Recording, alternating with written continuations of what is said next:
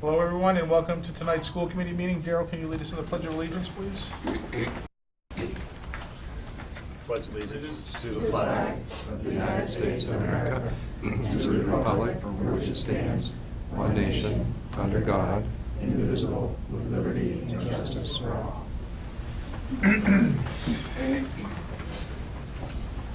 We have a consent agenda, the minutes from January 11th, 2018, and oath to bills and payroll. Make a motion to accept the consent agenda as read. Second. Motion made and seconded. Are there any discussion or issues with the minutes? Hearing none. All those in favor? Aye. Opposed? None. We have two sections in the meeting for input from interested citizens. This is the first. Seeing none, literally. We'll move right on to the student representative report. Okay, so at Shaker Lane, they partnered up with Loaves and Fishes for the Super Bowl. Let me say it one more time. Super Bowl. Super Bowl. I thought it was really funny. To collect soup and other canned goods for the next 2 weeks leading up to the Super Bowl. The students are challenged with filling Mrs. Kane's office with canned goods. And they have Winterfest this Friday. And for all of the kids that are out there listening, I made 4 very good-looking cakes today, so you got to get there early if you want one. Middle school, they had their 7th and 8th grade dance last Friday, and I believe around 135 kids came. And they have their kids' night out next Friday, or not tomorrow, next Friday, but the following Friday, which is February 2nd. High school, we have 1 more full day of mid-year exams and then 1 half day on Monday. And everyone is looking forward to the winter semi at Devon's Hotel Common Center thing. Excellent. Thank you. What else we got under recognition? I have a few things on the agenda. The high school college planning night. I just wanted to thank the high school guidance department for continuing to do this. They offered 2 sessions, as they do every year, one in September for the seniors and one on January 19th for the juniors. And it gives them an opportunity to come out and find out more about the admissions process, and they can explore colleges. And they also talk about standardized testing. And we had about 90 parents that also came out during those 2 evenings, so it was a great success, and I think a very important part of what we do at the high school to ensure that our students are well supported as they decide where they're going to continue their educational journey. So thanks again to the high school guidance department. On January 10th, we had a PD for the district. We had a K-5 offering and a 6-12 offering, and it was by a presenter named Sarah Ward. And we continue our plight, so to speak, with talking about executive functioning skills. And what was really interesting about this particular workshop is it talked about practical application of graphic organizers. And when this presenter was talking about students that had executive skill challenges, she talked about the importance of looking at the end product and working backwards, which makes sense. I mean, some people learn from going from the parts to the whole. Other people like to see what the whole picture is, and then they work backwards. But by the next day, teachers had implemented some of these concepts into their classroom. Now, I have to tell you, very seldom in my career have I seen a PD take effect that quickly. And I'm not talking 1 or 2 teachers, many teachers. They had created graphs for their students to follow in terms of graphic organizers. And this is something that Dr. Jamie and I have been talking about for years. How do we create opportunities for our teachers to learn something one day and within the next week or so actually use some of this material in their classroom? In my opinion, after a week goes by, everybody gets caught up in something else. So we have good intentions, but if we can figure out ways to present material in a fashion that they feel competent and buy into the concepts that we're talking about, I think that's the best kind of PD that you can provide. So I just wanted to mention that because to me, I was just so proud of our staff for taking the time to to sit down and do a little more research into these concepts and then employ these strategies within their various classrooms. So kudos for our staff for doing that, and for our professional development councils for helping us pick the right kind of topics for our staff. So it was great. Fourth one, Steve, could you put that picture up on the screen, please? Do you have that handy? Our grade 4 teacher, Heidi McGregor, was part of a book that was written on makerspaces by a fellow named Todd Burleson. And they featured an activity that she did in her classroom. You can see it right there. We have 2 students that were part of the picture, Casey and Aaron. And it's quite nice to be part of a book on this topic that's still relatively new within the state and beyond. So wanted to thank Mrs. McGregor for all that she does. And you've heard me talk many times about taking the road less traveled. We want our teachers to be innovative and take risks, and this is a prime example of what we're doing, and also making an impact beyond our district.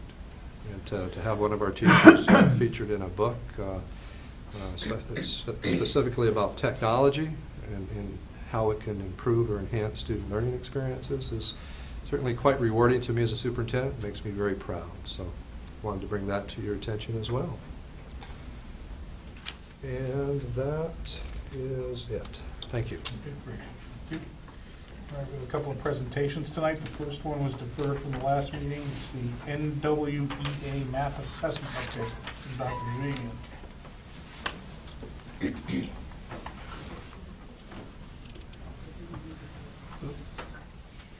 All right, thank you. This is the 3rd year for the MAP presentation.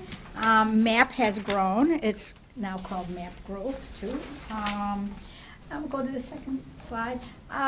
In tonight's presentation, I would like to give an overview, basic overview of the MAP assessments and what the MAP testing experience is like for students, what data and resources for instruction that are available, that teachers utilize, and give you a sense of the results from last year. This slide gives you the basics about the MAP assessments before we take a deeper dive into the features. They are K-12 interim assessments. They're web-based and computer adaptive. I'll give you more information on this later. And they are grade level independent, but aligned to state learning standards. The MAP assessments provide real-time data on student mastery and achievement on standards-based content, and that data is based on what's called an equal interval scale.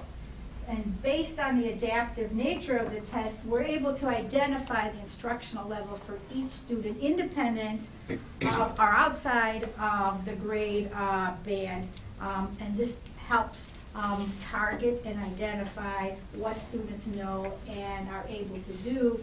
Then it's linked to the instructional setting, individual learning targets, group learning targets, and interventions.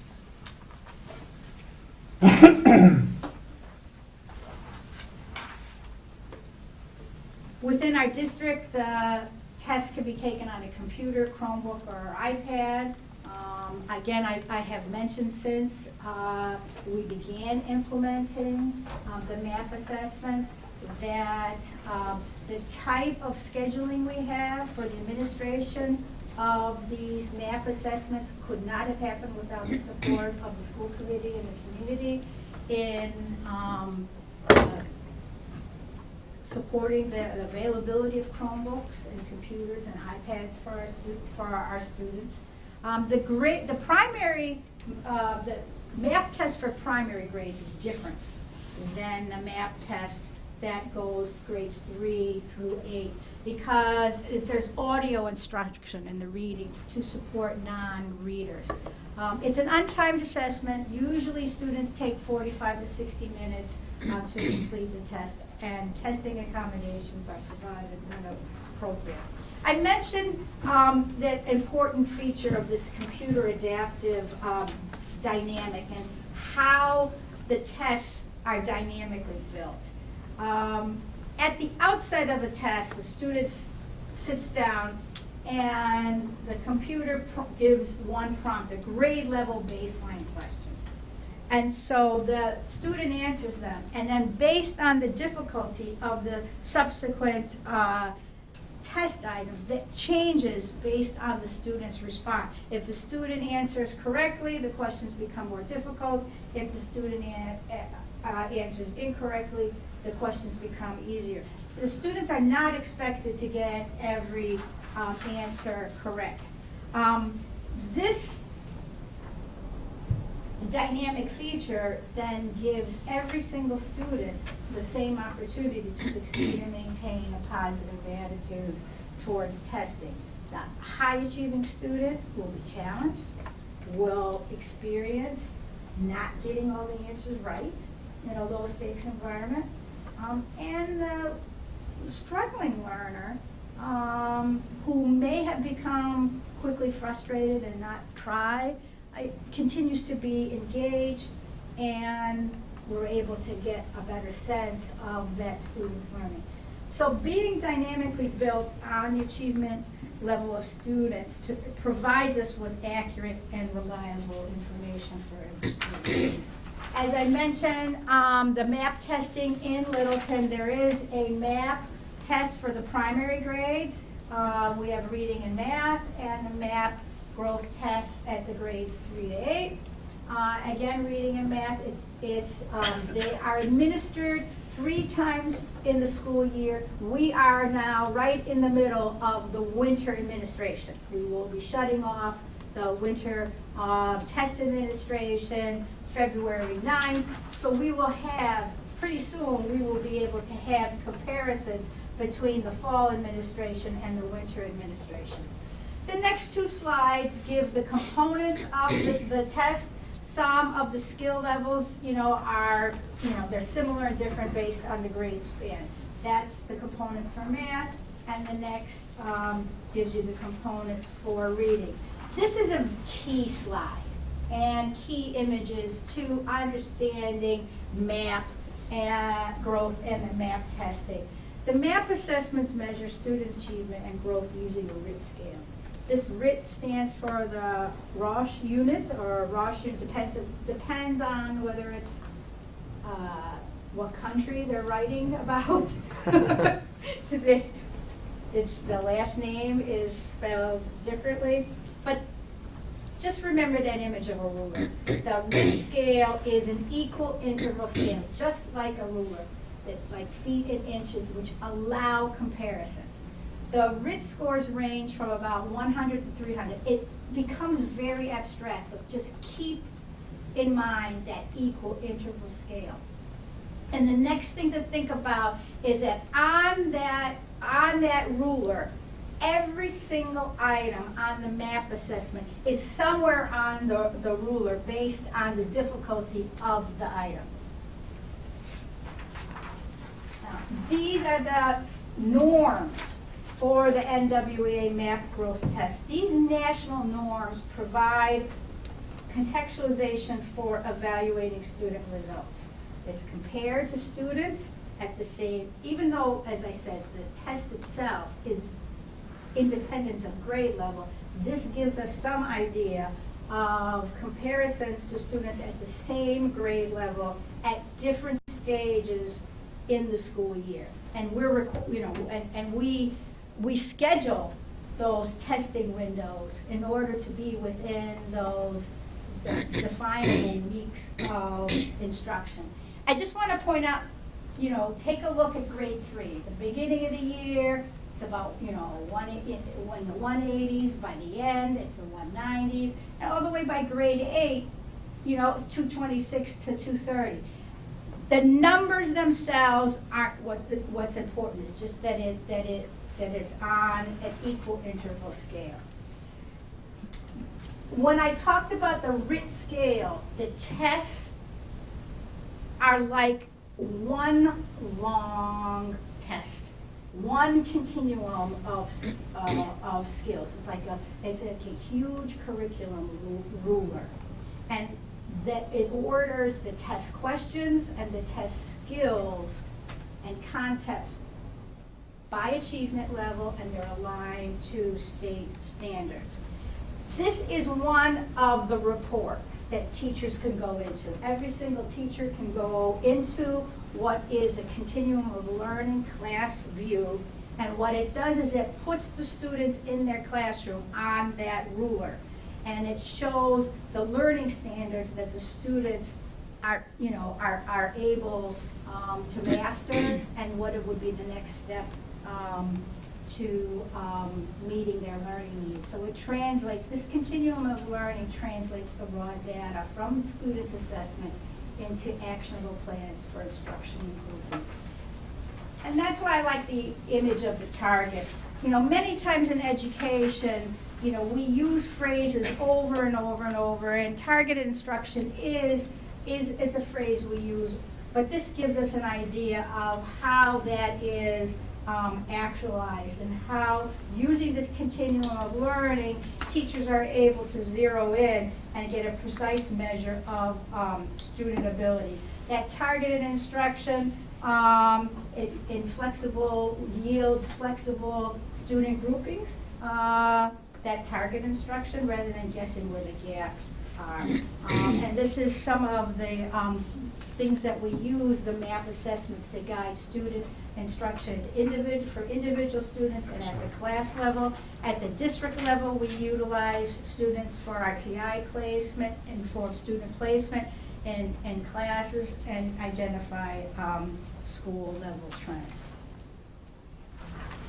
I want to give you an idea of some of the reports that we use and that teachers use. And the principals review the class level reports, grade level reports, individual reports.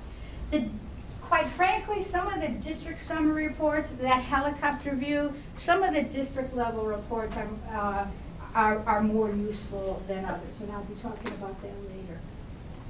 Okay, each year I give you a general overview of highlights of our testing. As I mentioned before, the RIT scores or numbers are very abstract. Think again back to inches. And the numbers themselves are not as important as whether our students are above the norm, and what are the specific learning standards or learning statements that are identified as specific strengths and weaknesses. What I would like to point out, when we're looking at this overview, one of the takeaways that I saw is that the grade level successes in areas of improvement this year compared to last year, they're very closely clustered. There's not a lot of difference at all between the average RIT score for the grade level and for individual classes and some of those goal areas. And I think that what, to me, from a curriculum perspective, it shows the lack of huge gaps in terms of curriculum and teachers able to target student needs through interventions or individual accommodations. The next slide. So again, that clustering of the grade level successes and areas of improvement, that informs the flexible instructional groups and emphasis within the whole group instruction rather than small group instruction. I want to emphasize, as I'm going through the highlights for the grade level tests and number of students who are above the national norms or not, that we take great strides to share the real-time data with each individual teacher and all of the specialists.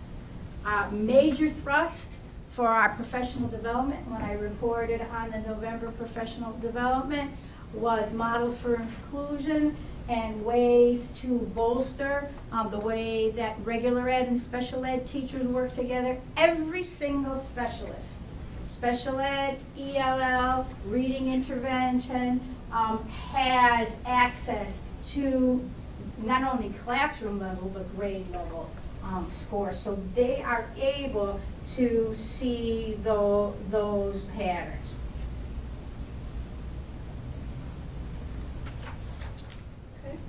Next. Okay, this is a slide that's not in your packet. So I just wanted to spend a moment. I decided to put this slide in, the next two slides in, because the summaries, quite frankly, the summary slides at the end of the presentation that talk about national norms, the school norms, in addition to the student norms, we have found, this is the first year that we're evaluating it, they have not been as useful or as informative. This is a slide that we have used in the past, and I've demonstrated. What it is it's a quadrant display of the sixth grade reading and math scores and the growth of students from the fall of 2016 to the spring of 2017. So the reading icon is the little square, the purple squares. Each purple square is a student. And each little green plus is a student score in math.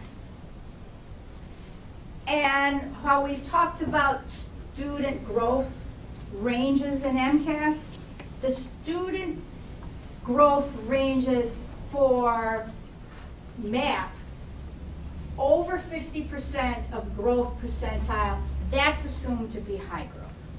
So the vertical axis is the growth percentages, and on the bottom you have the achievement percentile is on the horizontal axis. So this is the nexus between aggregate trends at the grade level and individual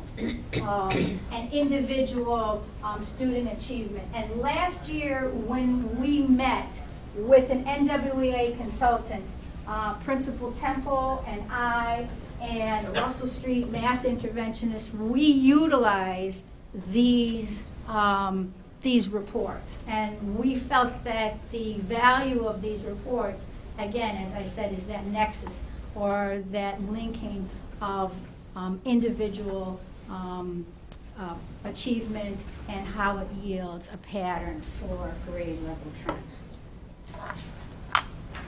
This next slide, there's a story to the next slide. When I came to you, usually the MAP report is in November, but it was delayed more than 2 weeks this year. So last year we administered a survey version of the MAP test at the middle elementary level. And that did not yield us the growth data that we needed. It was as a result of really erroneous advice that we got from the MAP consultant. So we went back to the full full MAP test, not in the survey version. So for the Russell Street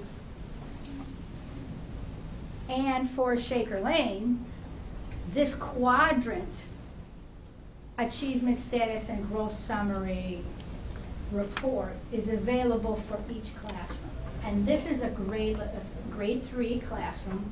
And you see that from last fall, when the students were in second grade, to this year, when they are in the 3rd grade, we have a major, many more students are in the high achievement and high growth quadrants. And each one represents a student, and our teachers in the grade level data meetings are using this. And I show you and emphasize these resources, again, to emphasize that we're looking at individual, small group, and grade level trends. And then that brings us to district level reports. These slides are new for this year. They're new reports by Map Growth. I did not include them, and they were not in the previous year's presentations. And it shows aggregate growth compared to norms for similar schools. The school percentile is different than the individual student growth percentile. That's a percentage-based ranking of achievement compared to school level NWA norms. It's like the school percentile in the old, when we get the accountability and MCAS tests. And meeting projection is important. The percent of students who met or exceeded their individual growth projections. This is what we look at more closely than any of the other. We feel that the school norms section, the comparison of the overall grade level results between students with matching them up against their peers rather than matching up school to school is more informative for us. And we, as you see, we have really at that borderline of what the national norm for high growth is, close to it in many of the grades. And so those slides show Shaker Lane, Russell Street, and the middle school. So those, my old highlights of MAP results. The teachers are, as they have these last two, it's about a 3-week testing window, and Mrs. Coro is very involved in the management of data and making of the test sessions for teachers, helping them, and she's gotten many inquiries from teachers already about the testing sessions. So we're pleased. I mean, it's going on now, and already people have done their. It's available immediately. Teachers utilize it in individual conferences. Parents utilize it in team meetings. It's become an important source of information within the district. Yes. Can you elaborate on that last part, because I think that's important. We've heard this presentation a few years, or something similar, and about MCAS, and there's a concern, I think, all over the place, but I hear it every once in a while about the amount of testing that students get and things like that. So I think it's really important that people understand why. So like, rather than hearing just all of this stuff, could you elaborate on like what the next steps are, what the benefit of having this data is, and how we go from there? The benefit is real-time actionable data on individual students and in classroom that links their performance to the state standards, so that you are able to align and target your instruction to student needs and student mastery of those standards. It is also of value in terms of, I think, getting a bang for your buck, in terms of how much time you spend on testing. We've had different overall tests in the past that we've administered since I've gotten here, and this is, because of the availability of computers and Chromebooks and iPads, you have, a 45 to, 80-minute block where students are taking tests in 2 subjects, and teachers have important data that they're able to utilize for their RTI intervention blocks, for the placement of students in Title I, for the placement of students in different levels in middle school math. I mean, it is key data available for the informing student placement within our school system. And it's one of, in terms of price too, it's a good price. Excuse me, Yeah. it personalizes the educational experience for our students. When you teach a class, you have students with varying abilities and various understandings. When you administer a test like this that's adaptive, it allows you to know exactly where your students are and in real time. One of the very few assessments that, in this case, it's the only assessment that we give in our district that gives that information. I mean, I'm sold on adaptive assessments. I think it's if you want to use an assessment to help students learn and help teachers diagnose their class and develop a curriculum that meets the students' needs, individual needs, this is the only way to go. It's a very powerful tool. So you look at MCAS, it's a snapshot. Everybody writes the same exam. The questions don't change. You look at the data after the fact. Well, With for a us, huge lag. That's Exactly. the other October. issue. This is immediate. yeah. Right, the lag With for the MCAS. MCAS is almost a year.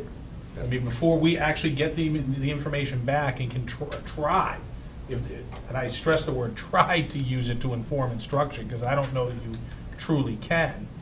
The lag is too great, it's almost meaningless. The lag is much shorter, almost to the point of immediacy. I mean, it's immediate in the sense that they can get the results right away, and if they see something that they can jump on. But even more importantly, you can, in short order, use it in the team meetings to, and go beyond a teacher saying, I know what I need to do better, and then tomorrow or next week, the group can get together and say, hey, what do we need to do over the next few months? But they have that within a week or two of the test, they're starting to, evaluate that information, and the lag is so short. The MCAS would be even longer if the question to Jalen you posed. So I'm glad I asked the question, because at first I was thinking like, yeah, obviously this will be useful in providing extra support the next week, or to talk about in parent-teacher conferences about where there are extra needs of support. But things like identifying what placement to be put in the following year, with MCAS, you're really looking at like almost like a 2-year turnaround, because if you're placed into the wrong next level class, then you don't have option. You No, this either is are being the key- disrupted mid-year This is the or. key to middle school math placements. This is Okay. this is a key to placement in Title I. Mrs. Temple and I were talking about how the teachers at the middle school use, and you can elaborate on it. But it's so important to deal with the transitions from school to school. Those 6th grade teachers get the 5th grade MAP scores, and they say, they ask for them, and they want the reports, and we prepare them for them, because they can't go on immediately because they're not those students. And the teachers say, this gives us an idea of who the students are. And in very eloquent terms, the 8th grade ELA teacher says, now I know who the kids are, and it's day 1. Before, she started her instruction, she has a sense of those students. So when Dr. Clinch says personalizing instruction, the teacher knows important information that's aligned with the learning standards about their students. And every student. I just want to add, because you were mentioning grouping, being able to place a student for next year. This information is so immediate that they can group students together in like groups for a project next week. Right. And that's what, as soon as they can get the information, they get it. So it's really informing instruction immediately. That's invaluable. And that quadrant map, that quadrant, we're lucky in Littleton that at the middle school, there are onesies. There's one 6th grade ELA teacher, there's one, that one math teacher throughout the grades. Because that quadrant report is only by teacher, each classroom. So when we put in the 6th grade ELA teacher's name, you get the results for every single In that class, student yeah. in that grade level. So that slide is a very powerful slide at the middle school, because they pull that up, and you hear, people may be asking, what are you doing in your grade level meetings? When it's the grade level team from different subjects, special ed, ELL, meeting around student needs, they look at that quadrant. You're also building an individual student learning profile in grades 2 through 8. So you have quite a bit of data to look at to know where that student is in terms of their cognitive achievement. Question? I do, but Jen, did you have any? No. So last time I telegraphed a question for you. So so we've seen the standards-based report cards, which set up a rubric for evaluation aligned to state standards in our curriculum. We have a test here aligned to standards, and then we have MCAS aligned supposedly all to the same sets of standards. How is the consistency between scores and results for the parents' interpretation?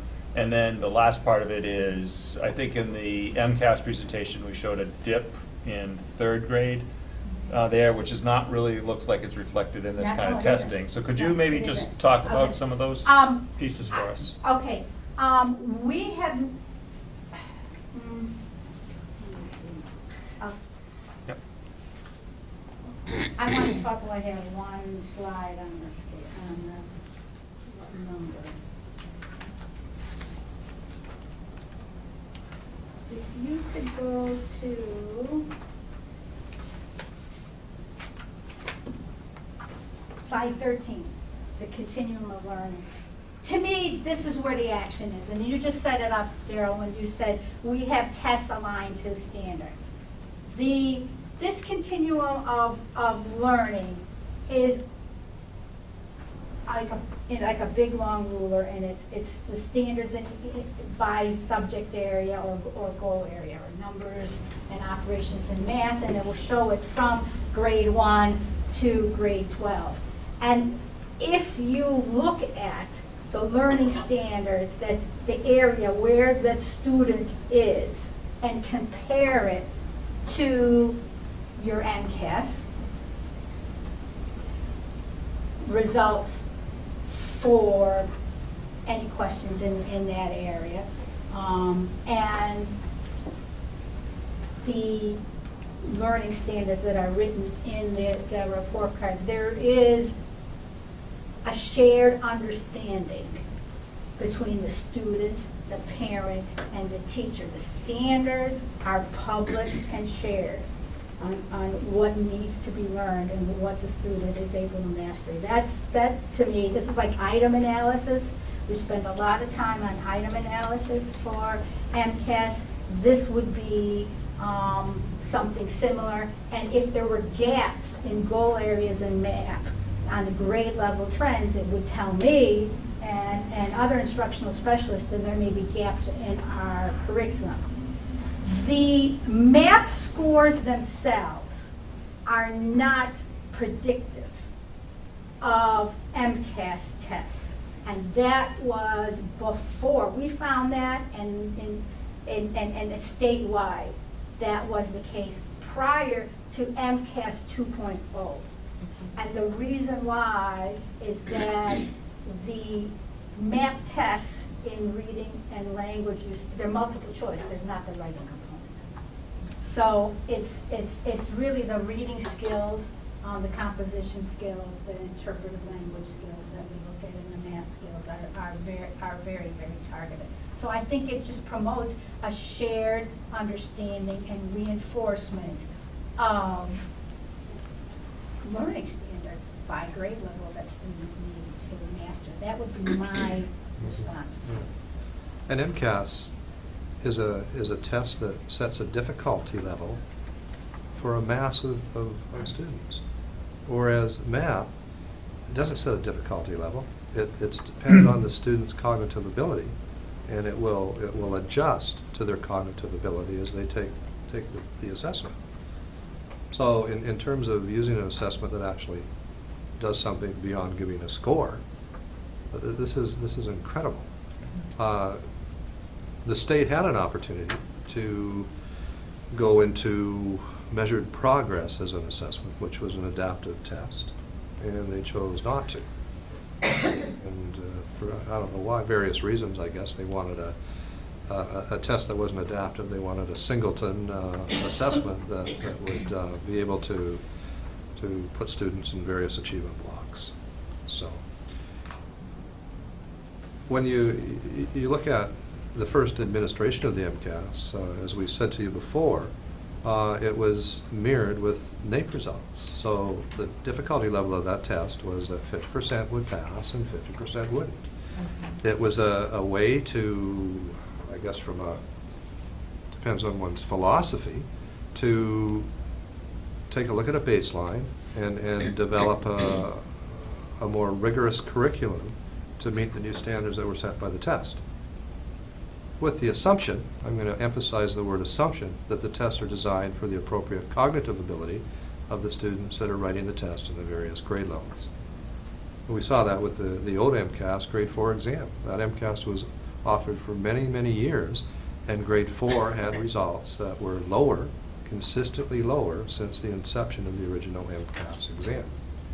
So I hope this is helping to Yeah, no, and get you understand the correlations. Yeah, part of it is to, similar to the other explanations there, is to set so that we all understand what we're hearing when we hear the scores, as well as expectations. You know, I think it can be quite shocking to see I get A's, and then I get high in the rubrics there, I do good on this test, and then I do a very poor growth and MCAS score. So, you know, and so without an explanation, it's hard to understand why we might be having disconnects like that.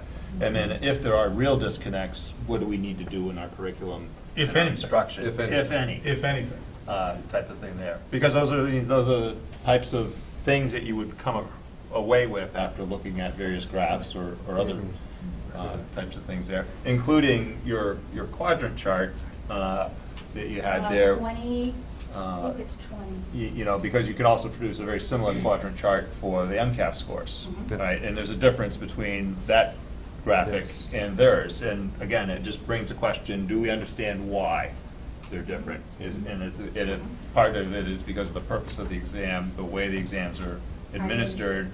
The serious part to me is do we have a disconnect in what we're expecting for the material to be covered and to what thoroughness there and its effectiveness in being, presented and absorbed by our students. I think what mitigates against a disconnect is in the very first part of how you yourself frame the questions. We have a standards-based report card. You heard the presentation from Schaefer Lane, aligned with standards. We have the MCAS item analysis that are based on those same standards and the same, equivalent learning standards that the MAP tests are based on. So each time on all three of those instruments, you are able to explain to parents mastery level needs based on learning standards, have the same conversation that's rooted in the subject matter skills with students and teachers, and it's the focus of teacher planning. So, that would frame my answer based on how you framed your question. Does it give us an opportunity, to look at our curriculum and look at the rigor of the curriculum with the new MCAS exams? It does. Were we striving for that prior to the new MCAS 2.0? Yes, we were. And again, could be. We had a meeting with the two principals today, K-5, and we spent 2 hours talking about this exact thing that we're talking about tonight, and we had a very good, rich, interesting discussion. And our teachers are taking a look at the alignment of the MCAS 2.0 with their current curriculum. Are there terminology gaps? Is it the wording of the question? We talked about the actual writing last time we gave a presentation on MCAS, that they were writing within a boxed confinement line. So writing and not seeing everything that you've written is a skill that needs to be developed throughout time.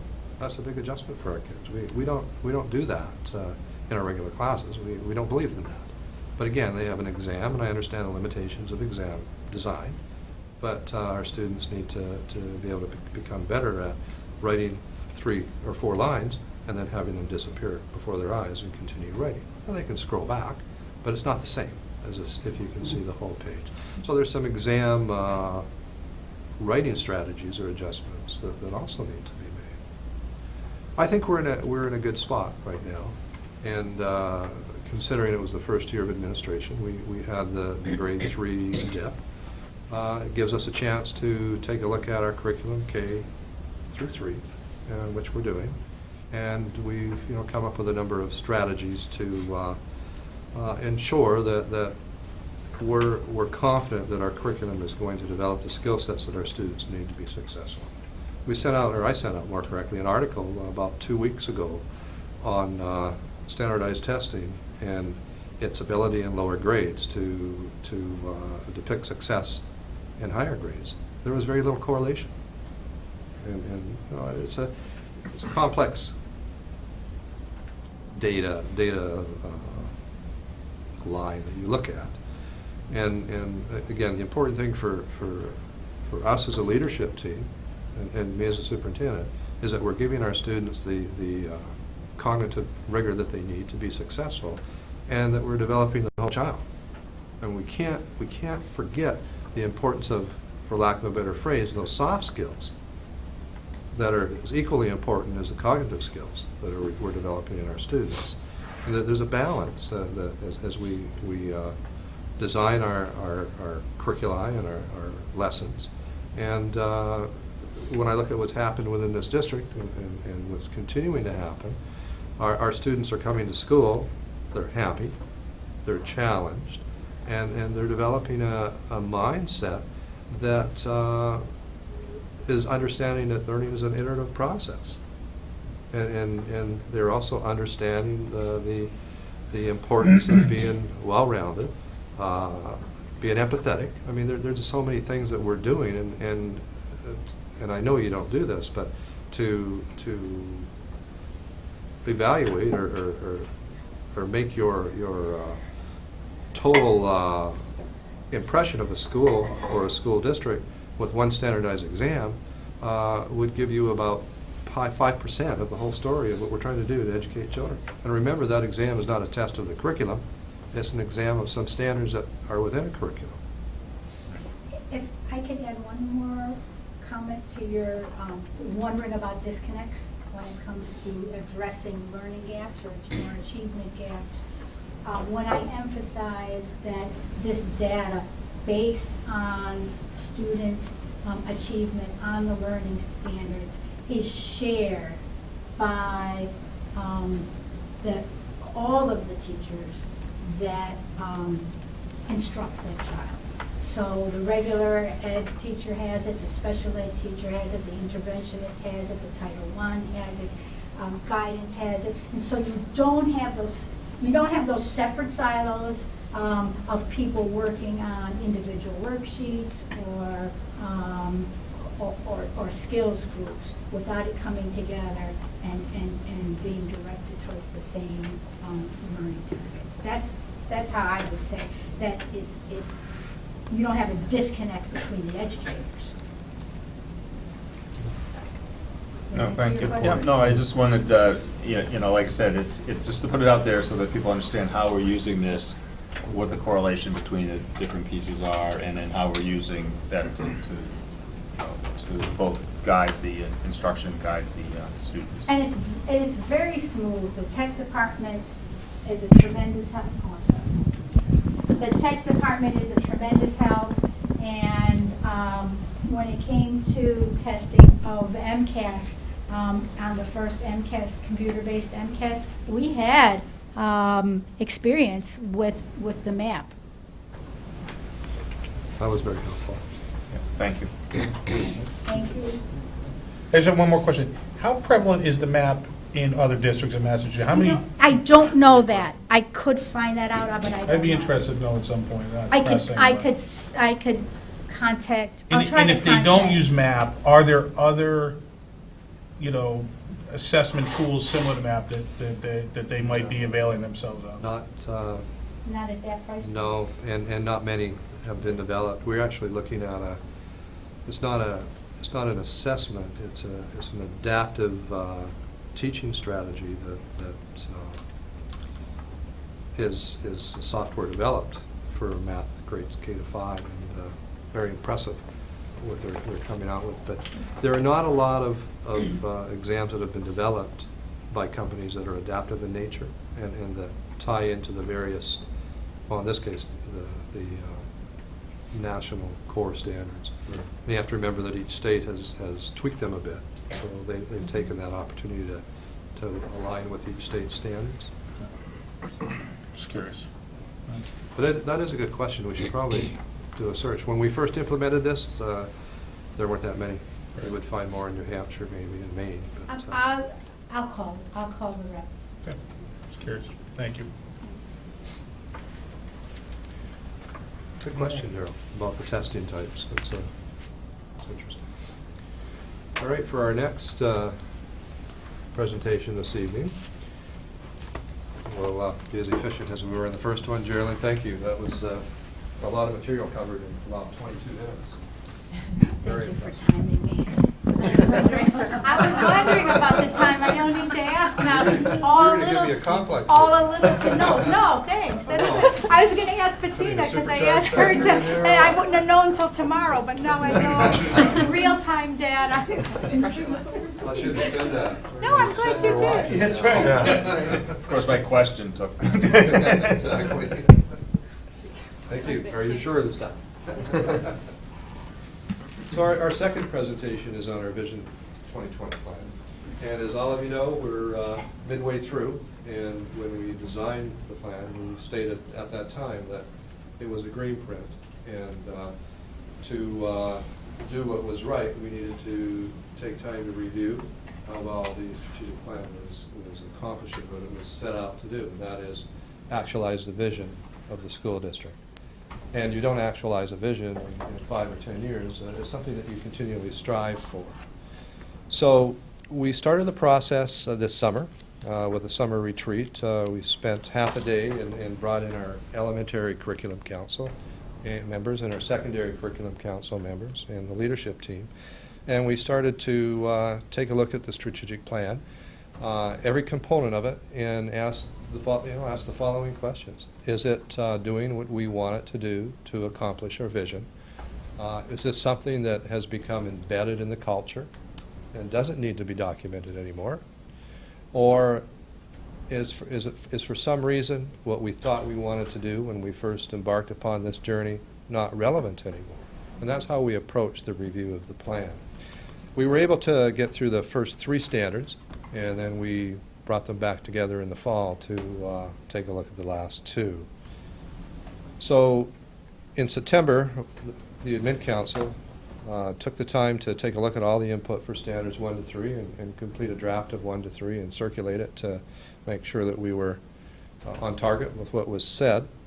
In October, we had another joint leadership team meeting with our administrative council, ECC and SCC, to take a look at standards 4 and 5.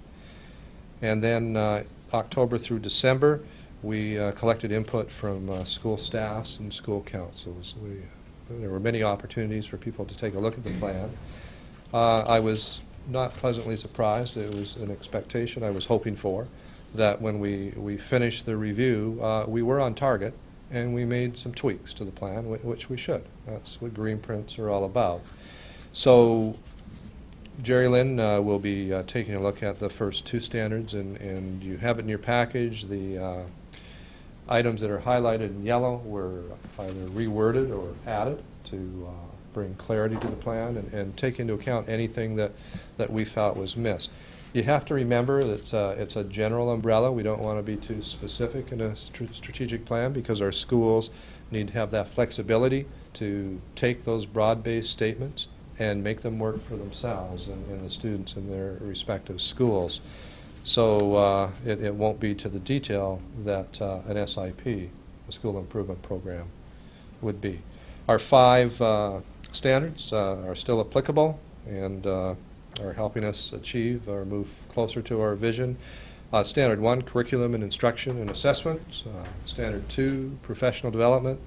3, community engagement and communication. fourth standard, climate and culture, and the fifth standard, technology.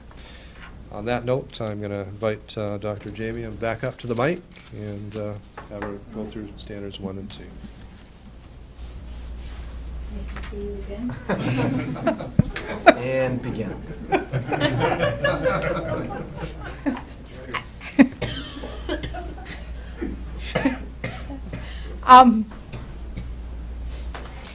The changes, I'm just going to give an overview of the changes in Standard 1.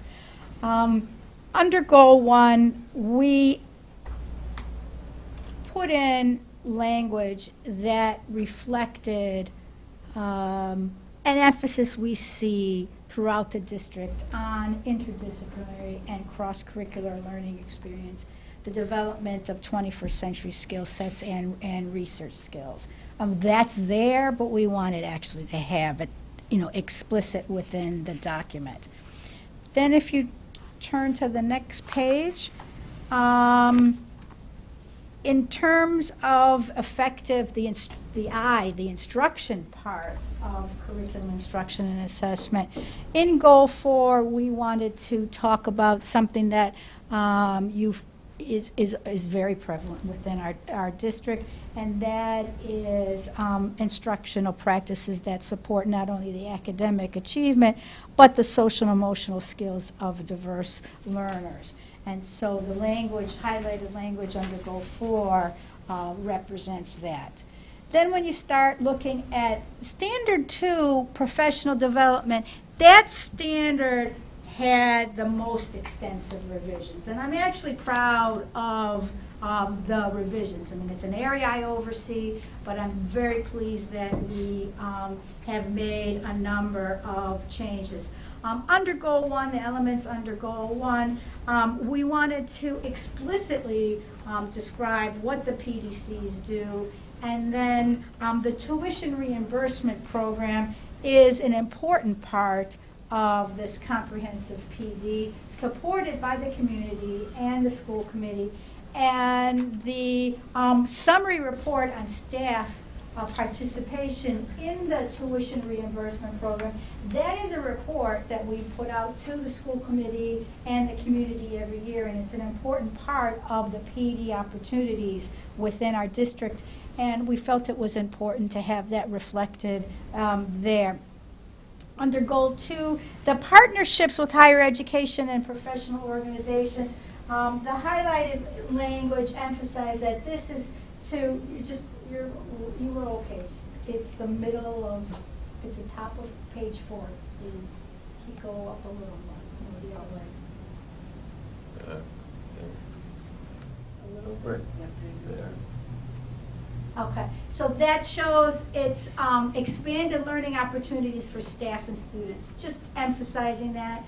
The highlighted language under the elements, the expanded educational opportunities, we put a number of different aspects there, specifically to show how, for example, the program of studies at Littleton High School changes as a result of these educational opportunities, and students' enrollment in college, dual enrollment courses is also part of this expanded opportunity. So it's not just students with the dual enrollment, but it's also changes back at the ranch in the program of studies as a result of these partnerships.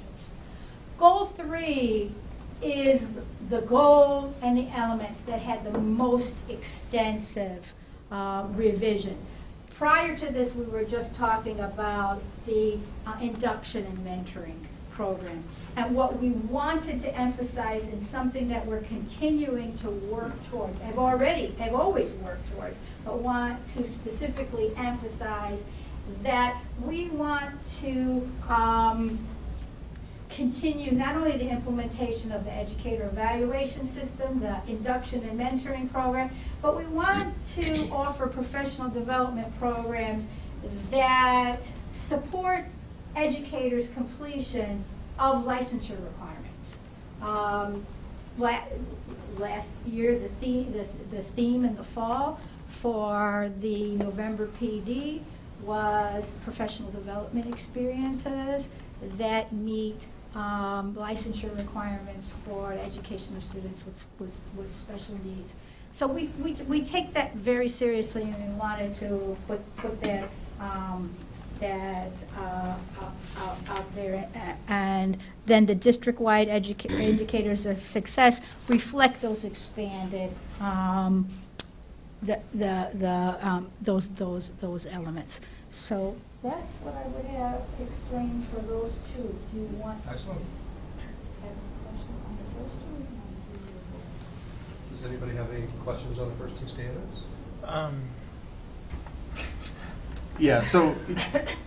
So, and this will actually, I mean, I could do it at the end, but I think it sets it up here appropriately here. As I was looking on them, you know, one of the things I'm working on different areas there is various types of assessing progress on different things here. And I have a little maturity model that I made up for a different thing here, where I call level 1, which is educate and inform.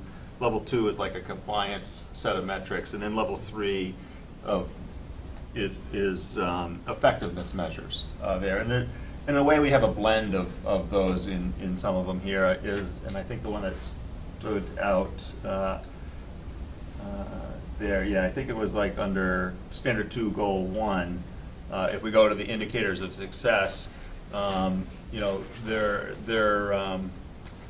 it doesn't touch on the effectiveness of the PD as an example there, as a measure of success. But you used an example just tonight in terms of sort of what I would call a level 3 maturity of our ability to assess how effective the programs that we're putting into place versus that we've got it in place and we're doing it, type of thing. And I wonder, maybe challenge it a little bit to think about how we might want to incorporate some more of those types of effectiveness indicators into the vision plan there. I don't have any like very specific ones right this second here, but I think that might help us in terms of, you know, and I think what struck me is the other one was use of multiple forms of data, right?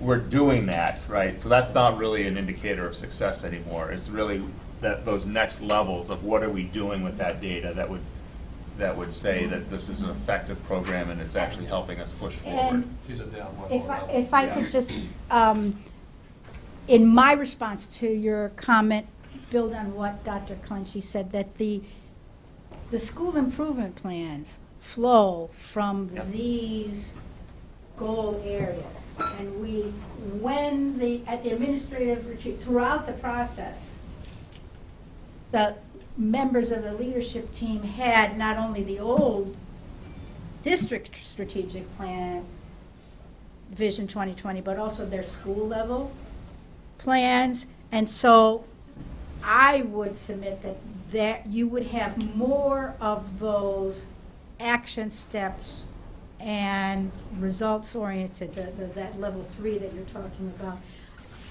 outlined in the school improvement. But I think the vision part of it here would set up what those more tangible metrics would be. I don't really want to get into specific metrics as the case there, but it would tease out in terms of that we're beyond the compliance piece, we're beyond the education piece, we're into the next piece. And then the detail, I think you're right, would fall into the out of the plans there on it, but they would be tied concretely to the fact that we're not just, you know, I understand doing what you're saying, a broad-based statement that sets direction, but isn't too specific. I hear you. Yeah, we were relying on that for our SIPs, and rightly so, but it certainly doesn't hurt to set a broad-based action agenda within the strategic plan. And then where that will go is you know, we'll see in our various school pieces, the PDs and the education pieces there, but really what is the results of that? If I could just add, I think this is good for us to hear as we're going through the process of our school councils at our respective schools, developing the school improvement plans. And this is, you know, that's good, really good for us to hear, because we can add that in, those effectiveness pieces. For example, the early example of the superintendent cited around it's sort of immediate implementation the next day after the recent PD where there were all kinds of adoptions happening at all the buildings of presenters' ideas and techniques. We could easily, I was just sharing with Mrs. Temple an example of how we could collect that data, how many teachers adopted that practice and monitor it over time. And that's an easy one for us to collect data on. And I think that we can embed that in our school improvement plans, the effectiveness pieces. And I'd like to look at some point after the meeting, take a look at your maturity model, because I think it was very interesting, because I could see how that would absolutely align with the multi-year plan and things that are multi-step in terms of gauging their implementation status and effectiveness over time and our follow-up. And what are we going to do next? So thank you for sharing that. I think it would be helpful. So I think the point too that I hear is that it's probably going on to a degree. It's just codifying it and being able to see it. It allows us to present it to the community, and then we just get that assurance. Yeah. You know. Not just words on paper, we actually follow up. Right. And I think that's your message. Okay. Yeah, I like that. All right. Anything else on these two? All right, we're good. I'll try not to have any. No, it's okay. All good. Yeah, take it off for time.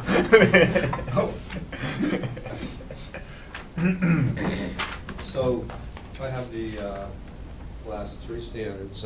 One thing I didn't mention when I first began this discussion is, as a school committee, you had an opportunity to take a look at the strategic plan this summer during our retreat. We had a robust discussion in terms of how this plan intertwined with our vision, how it should be our roadmap as a school committee as well as a leadership team in every school as we continue to pursue our vision. We use this when we're developing our budgets, and our budgets should have a direct tie-in to the direction that we're taking as a district as we move forward. Under Standard 3, we felt that the title needed the word engagement. It was missing, so community engagement and communication, I think, really sets a tone for that standard that helps further depict what we're trying to get at here.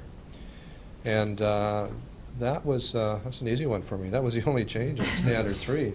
I like that. Thanks, Dr. Jamie. Gave me the easy standard there. Standard 4, climate culture. We all know how important that is within any organization. And in order for students to maximize their learning, they need to feel safe and supported. And so do our staff. It's not just specific to students. So under Goal 1, we added the word review. Review, maintain, modify protocols and procedures that provide all students and staff with a safe and secure learning and work environment. Very powerful statement and something that we constantly need to pursue and make sure it's actualized. Under indicators of success, we clarified that it was the Security Advisory Committee. We know that, but everybody that reads this document may not, so we wanted further clarification. Further down on the bullets, successful completion of evacuation and safety drills. It's important that the safety drills also be carried through during the year. Yearly implementation of the Modified ALICE program. Every year we go back and talk to our students with our resource officer and review those procedures. They almost need to become innate in order for staff and students to respond the way they need to if we are ever in a state of emergency that requires the ALICE approach to be actualized. So it needs to be practiced, it needs to be understood. I look at this no different than if one was playing basketball, dribbling the ball down the court, there are no players on the court, and you shoot a basket. It's a lot different than if you're trying to dribble that ball down the court and you have 5 people trying to get the ball away from you. We're talking about some players, you can leave them in the gym for half an hour, they wouldn't score 10 points. That's just another thing. I am not going there. And completion of CPI training for required staff. It's really restraint training. I guess if you want the acronym, what it actually means is Crisis Prevention Institute. but our staffs are, certain staff, not all of them, but certain staffs are trained every year in restraint training. And that's if we have a child that becomes aggressive, people know how to handle this child to get them under control using appropriate measures that are not harmful in any way. Administrators have also been trained, and I remember very vividly that day when Dr. Harrington graciously volunteered for us to try all of the various techniques on them. And he can, What could go wrong? he can attest that they do work.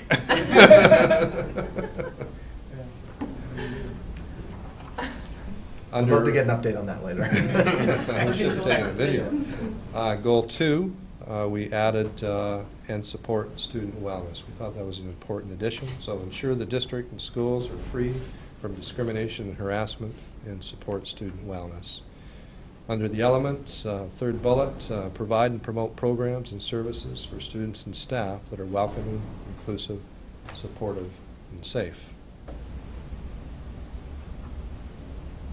Next bullet, rewrite, provide programs, activities, and educational opportunities to address issues and concerns related to student wellness and promotion of healthy life choices. That's a broad statement that encompasses a lot of things, such as the Yarvis survey, the addiction issues that our nation and our state is facing currently, and we thought it was important that be part of our strategic plan, because it's something that we need to be involved in and vigilant. Last bullet, annually assess the effectiveness of programs and services through school climate surveys. We do micro surveys, and last year, and as soon as we fit it in, the middle school and high school will be doing a presentation. We took part in a national climate survey last year, and we'd like to share those results with you. It was an interesting survey and certainly worthwhile taking part in. And if we keep scrolling down, standard 5, technology, goal 1. We just tweaked goal 1, align school and district-based technology planning with current state, national, and international technology standards. Again, we look at the fact that we're part of a bigger entity, the world, and I think it would not be right for us not to see what's happening beyond our state and beyond the nation. You can learn things from all over the world what different education systems are doing. There are opportunities in this state as a superintendent and principal to virtually go anywhere you want in the world to see an educational program that is doing something special. And I really am proud to be able to say that our state realizes the importance of knowing what's happening in other areas of the world that are excelling in various approaches to teaching and learning that we can learn from.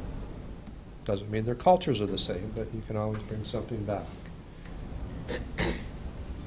Element number 1, we tweaked that again to include teaching, learning, integration of technology. Second element, review revised school and district technology plans to reflect DESE technology planning guidelines, ISTE standards. And the third bullet, we also tweaked, we had to add next generation MCAS and other technology-based assessments. Indicators of success. More school-based than district. School-based SIPs. I think that's a great opportunity to see the action level of what this plan is doing. And down to goal 2, we just added the word continue under the last bullet for the element section. Excuse me. District-wide indicators of success. We just added the student information system, which is ASPEN in our case. Use of G Suite for our faculty and students. That has made a tremendous difference within our district, and you hear parents talking about it all the time. I was at a meeting just last night and had a parent talking about how excited and happy he was that his daughter was using G Suite. So it has had an impact already. The last bullet we just added to minor correction or addition. Third goal, added the clause, technology for college and career readiness. That's part of a very important mission that we have as a school district. So we want to make sure that it's part of what we're doing, and a very important part of what we're doing. Under the element we added, provide students with technology instruction and integration to support college career readiness and citizenship as outlined in current state and national standards. Broad statement, certainly applicable to the BYOD program that we're implementing at the high school, which, by the way, is already showing significant opportunities for our students. So we're headed in the right direction, and we're excited about continuing on with the BYOD program next year. Under Goal 4, second bullet, under elements, we added school and district technology plans. So allocate sufficient financial resources to actualize school and district technology plans. Technology is not a one-shot purchase, and it's a continual investment. But as we all know, our students need these skill sets to be successful as they further their education at the college or university level.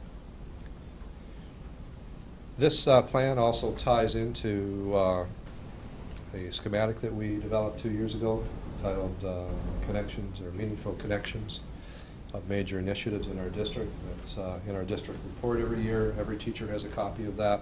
And it's really a schematic that illustrates what we believe in as a district. So every day you walk into school, walk in your classrooms, those things should be worked on and actualized.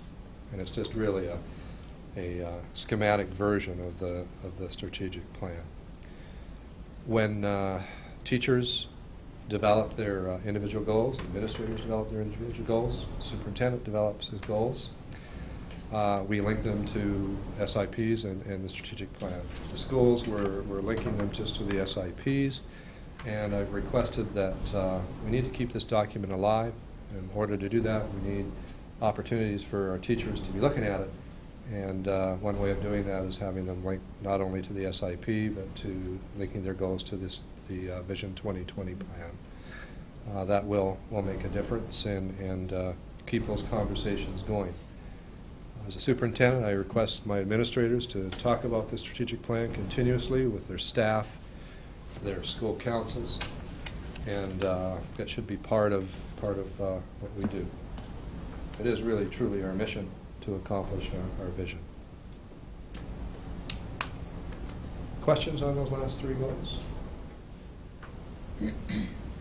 So I don't have really a particular question about any of the individual goals, although I'll put a placeholder that I was curious, Jerry Lynn, about putting the dual enrollment and the student part of that element into Standard 2.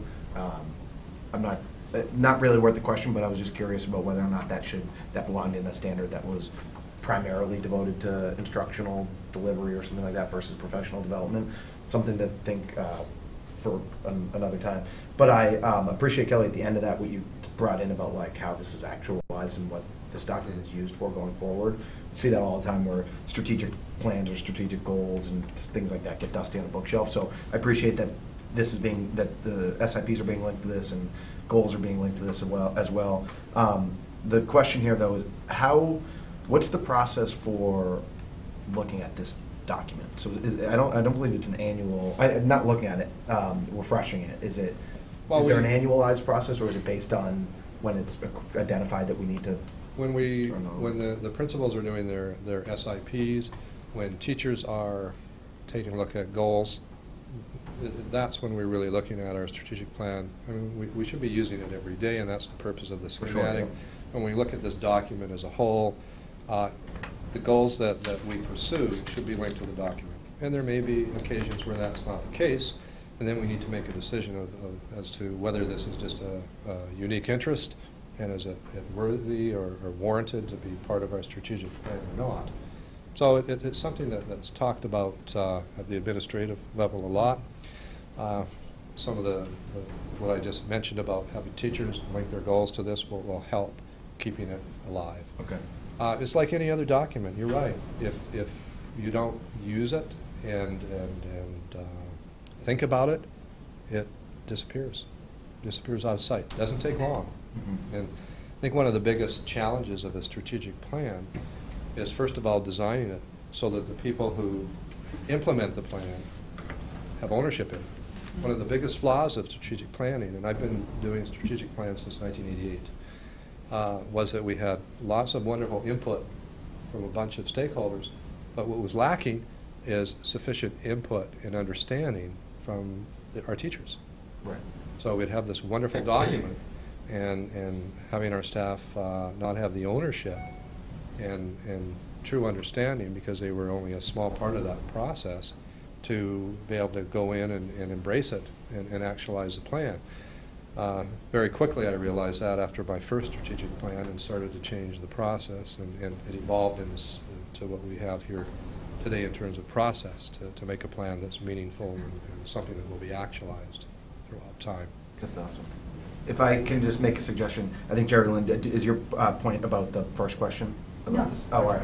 Well, then I was just going to suggest, to that point about making sure that there's buy-in, I might suggest this pretty non-controversial edits to this document. I might suggest that in the future, we have one of the school committee members involved, like maybe at the table when these discussions are happening, just for the same, on the other side of that, making sure that at least one of us is really invested in in those edits, so that when it comes to buy-in from the five of us, and when we go to budget, like I feel like I've been here long enough that I've become comfortable with this document, but I think it would be helpful, not as much to us as much as it is to the team, that we have somebody here who is at the table, so that we know that what process has gone through, because this is really the document, this is really our charge to you. Yes. It is. Is mostly this document, so just something to think about going forward. I'd be happy to volunteer to, when there is a process where we decide to turn over It's this a good rock. idea. I mean, we want to be respectful of the time you already put in, but Oh, totally that would be appreciate that. great, and that would be at our summer retreat, and so yeah, we'll certainly keep that in mind. Because I think it's helpful, to your point, Kelly, of having the investment of the teachers. I think it's helpful for us to see how that development process happens, so that we see the input that's happening. And I mean, this is a joint plan. It's a joint direction, and so you need to not only endorse it, but embrace it and be part of actualizing. So no, it's very important. For years and years, actually, it still exists, and it's something as an educational leader that always concerns me when they bring an educational learner in to some districts. They expect the individual to have the vision. Well, not hard for me to write a 20-page document, but I'm going to be the only one happy with it. And so then I have to try to sell it, something that's already made. And the biggest advice I can give school committees is that it's a joint plan. For sure. And it needs to be embraced by everybody that's responsible for implementing it and advocating for it. So that's very. I know that you and I have discussed this before, but I'm airing this out for everyone else to hear. Obviously, we have a good enough partnership with you to know that had there been major substantive changes, we would have been included in that. Right. We talked about this at the Yeah, in the retreat. summer. So it's not to say that we don't have a role, but I'm thinking for some of these more working sessions where we're sitting around with staff and faculty, it might be helpful to have someone at the table for that. So. Sure. In answering your question, when you asked the general question about the time frame or revision process, I just wanted to point out the dates. The Vision 2020 that we are operating under now was the years 2013 to 2017. So this draft of Vision 2020 is for the years 2018 to 2020. And I think that's important in your role in explaining the revision process and the updating process, to keep that in mind. And then from this document, in the last 2 years of the Vision 2020, the SIPs flow from that. Okay, yeah. Our SIPs are 2 years in duration, so it allows us to revisit this consistently and constantly, which is really important. So I guess my next question for you as a school committee is, where do we go from here? We can look at some of our accomplishments or indicators of success more correctly and see if we can tweak a few. I don't think that, in my opinion, should hold up what we're doing here, but we can certainly do that, and as we convert it from draft to the last 2 years of Vision 2020, we'll share it with you again, if you're comfortable with that, and we can move forward from there.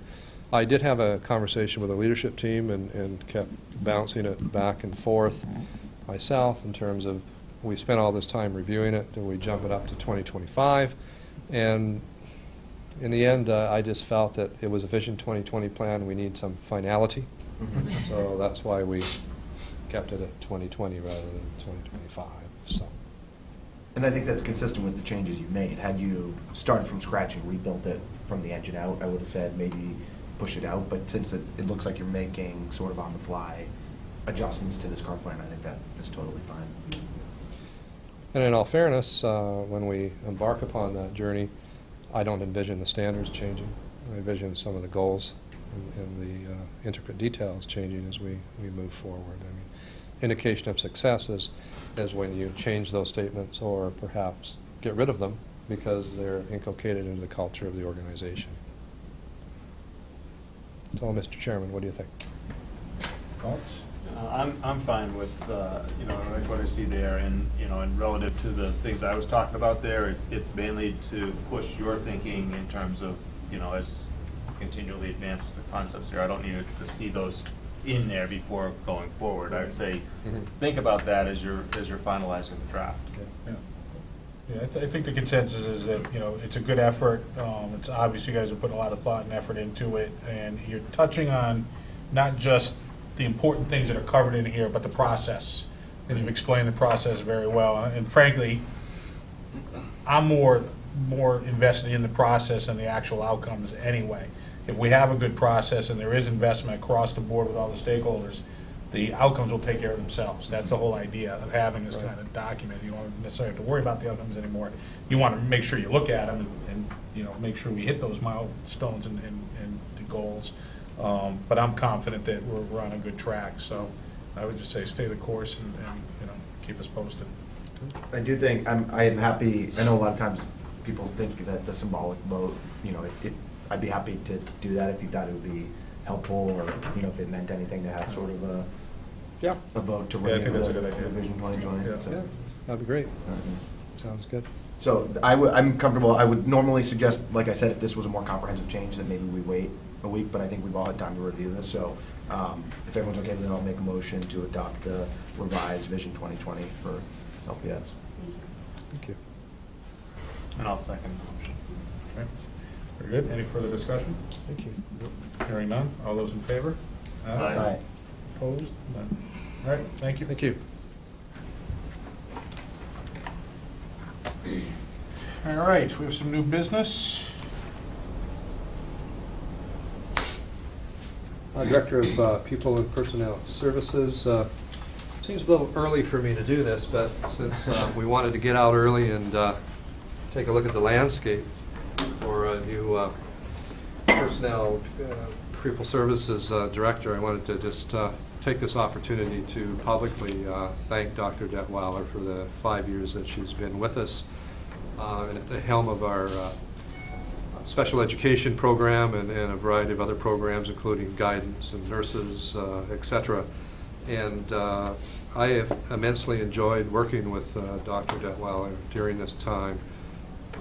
We have had an opportunity to turn over every rock in our special education program, take a look at IEP design, implementation, and actualization, create greater consistency, reevaluated how the processes actually work and the documents are housed and who's actually making sure that we're in compliance in terms of IEP administration, time limits, and organizing and making sure the right players are at the table. We've had not only dialogue but implementation strategies that have been actualized in terms of having special education be blended into regular education rather than a separate entity. For me, that's paramount in doing what we need to do to make sure that all students succeed. A simple way of explaining that would be that if we have a student that has an accommodation for a certain cognitive challenge, that person be put with the best person that has the most knowledge to instruct that student. Traditional SPED programs would pull that student out and have an ed assistant do some of the auxiliary instruction.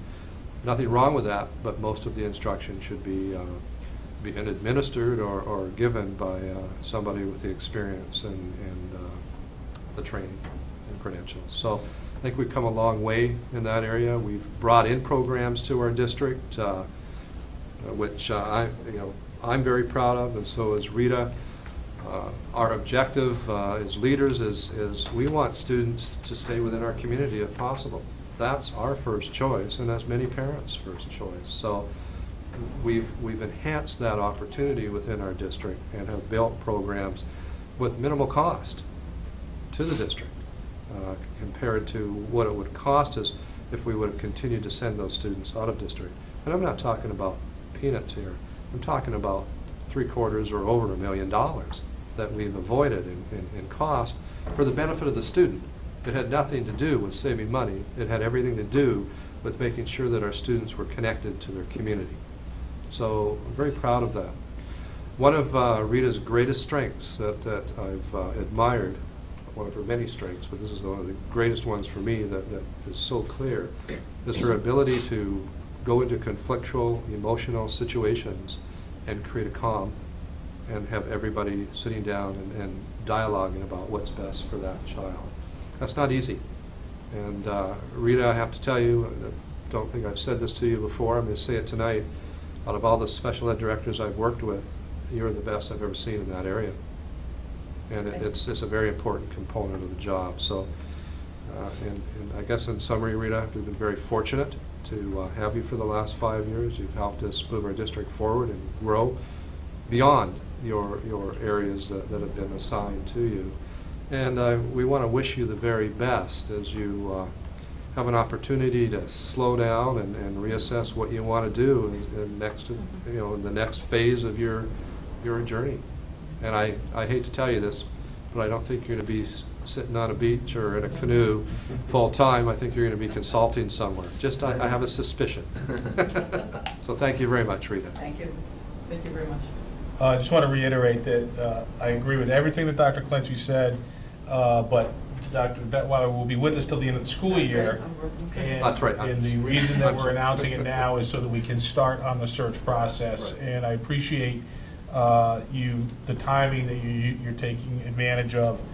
This is an important hire. It's a very visible position. It has a tremendous amount of responsibility, and as you said, it is a difficult position because of the emotional aspect of some of the things that get dealt with as a day in and day out part of that job. So it'll give us the time to do a good search, but more importantly, it'll let us get out into the marketplace before all these things are happening at the end of the school year, and we'll have a good chance of someone saying, "Oh, Littleton, yes, I've heard about them. That would be terrific." And I'm going to post for that. So, Good. Thank you for the clarification. Now, in terms of the process, which is the next item, we've formed a screening committee. I'd like to thank Dr. Ajamian and Principal Temple for offering to co-chair the screening committee. We've met a number of times. We have everything ready to go. The posting will go out tomorrow.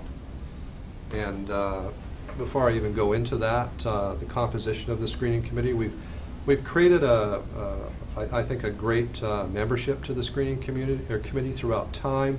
We have a school committee member that we always ask to be appointed to the hiring of this position. And is it okay if I go from there? And Matt has graciously volunteered his time to sit on that committee. Really excited about that. Matt, as we all know, has a background in special education, so we're really looking forward to his input and wisdom as we go out and find our next leader for the special education department. We have the two administrators that I've already mentioned, the school committee member that I've mentioned, one CPAC member, 2 parents at large, 3 special education educators, or guidance counselors, or professional support staff. So out of those 3 can be any of those, and 1 regular education teacher. I think a nice rounded group to take a look at the applications when they come in. Their job is to interview and send a maximum of 3 candidates to me as the superintendent. The second phase of the process is they will then be interviewed by the leadership team, and I will conduct a final interview with the candidates before a decision is made. So it's an extensive process, but by the time we're done, we really know the final candidates and what they have to offer our district. So looking forward to that process. So the position will be posted, as I've already said, tomorrow. We will be sending emails out to create the committee also tomorrow. And go down here. By February 9th, 4 p.m., we will have a closing date, and then the co-chairs will select the people, with the exception of the school committee member, for the screening committee. And application deadline for people interested in the position, February 26th, 4 p.m. First screening committee meeting is scheduled for March 6th. Second screening committee to finalize the list of candidates that are going to be interviewed, March 13th. And then we have tentatively slotted dates for interviews, March 19th, 20th, and 21st.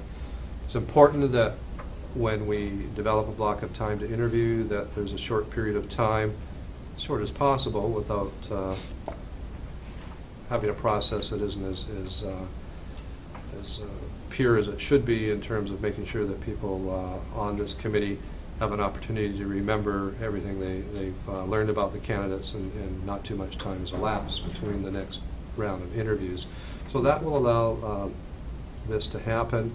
The finalists will be selected and given to me by March 21st.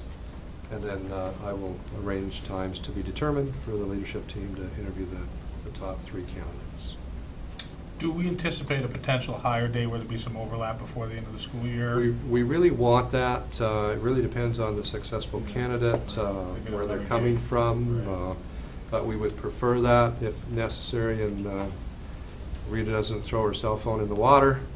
I will try to snag her sometime this summer to come back and hopefully be willing to, and she's already agreed to do this, by the way, to spend time with the So one way or the other will be position. able to Yes. affect that transition. It's important that transition occurs. All right, very good. Other questions? I appreciate the people that are stepping up to volunteer. I know it's having been on different screening and hiring committees for different positions in the town, it is an added commitment, but this is, part of our top admin team, so it's important, so. Right. Appreciate the commitment. And there are a number of openings out there this year for this position, so we want to get a jump on it. Any other new business? That's it, thank you. We're at the second section of the meeting for input from interested citizens. Still seeing none. We'll jump into subcommittee reports, PMBC. Most of the activity has been focused on the completion of the fire station, which is substantially all complete. They moved back in last Friday. They're probably sometime in the spring, there'll probably be a formal open house kind of thing there. There's still, miscellaneous things to complete with that. Other than that, nothing else. Okay. Budget subcommittee, so we had a joint meeting on Monday with the Board of Selectmen and the Finance Committee. Really mostly discussed the capital list. I think we did quite well with our submission. We got almost everything on the list, a couple items at the bottom that we didn't manage to get to, but all in all, it was a good outcome for the school department. We really didn't get a chance to have a discussion on the operating budget. There was a little bit of a miscue in terms of who was gonna distribute the materials for the meeting, and we didn't get anything in preparation for Monday to be able to discuss that. We scheduled a meeting for this coming Tuesday, a FinCom meeting. Unfortunately, Bonnie Fleck, the town administrator, assistant town administrator, is ill, as so many people are with the flu, and she's not gonna be able to be prepared for that meeting. So we're debating right now via email rescheduling. I think we're going to. I think we'll push it out another couple of, the FinCom meets 2 weeks from that Tuesday, and the selectmen don't meet again prior to that, so I think we're gonna aim for that meeting.